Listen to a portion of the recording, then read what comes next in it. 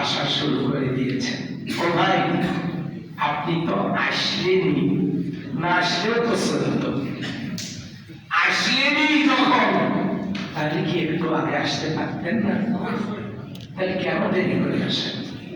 এমন তো না একই কাপড় স্বামী স্ত্রী পরেন, স্ত্রী এখন গর্তের মধ্যে আছে, ওই কাপড় পরে আপনি আসছেন, শুকাতে দেরি হওয়ার কারণে আপনার দেরি হয়েছে। এমন তো না, আপনি আসলেন এত দেরি কেন? কেন এত দেরি? এই জন্য এখানে অনেক গুরুত্বপূর্ণ বিষয় নিয়ে কথা হয়। আপনি আসবেনই যদি একটু আগে আসেন, কথা কি ঠিক আছে? অনেক পরে আসেন যারা, আপনারা কি মনে করেছেন বেশি সওয়াব পাবেন তারা?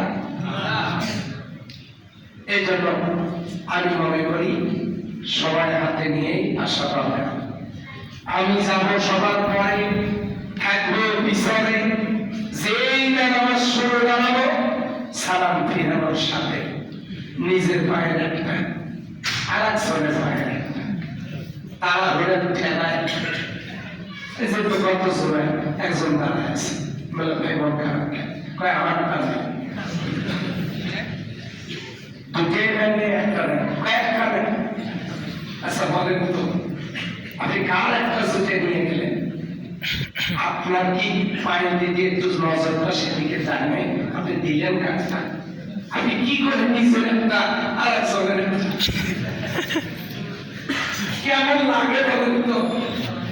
আমি খুব কষ্ট করে গত সময় হাসিটা থামাইছি, লোকটা আমাকে কষ্ট পাওয়ার জন্য হাসি নেই।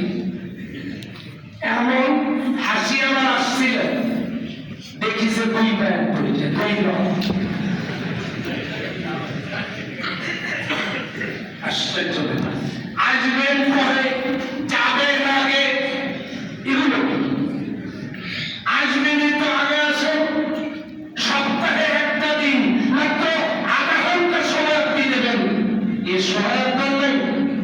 কালকে এই বইটা যারা যা পড়ছি, পরশু দিনে চলে যাচ্ছে লোকেরা। কখন চলে যাব? আল্লাহকে কিছু দিয়েই করা যায়। হাসানা রাজি আছি ইনশাআল্লাহ। সম্মানিত ভাইরা, আমাদের আরো গুরুত্বপূর্ণ আলোচনা আছে ছিল, যেটা আগামী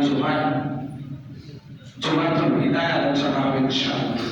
আপনি আমি আমরা আপনারা সবাই মিলে আগামী জুমা সেই বরকতময় দিনটি উদযাপনের জন্য নিজে আরো লোকজনকে সম্ভবের দাওয়াত দিয়ে এখানে নিয়ে আসবো।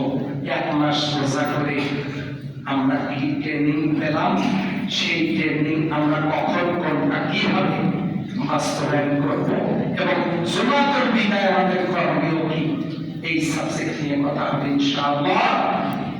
আল্লাহ তাআলা সে পর্যন্ত আমাদের নেক হায়াত দিন বলে হবে।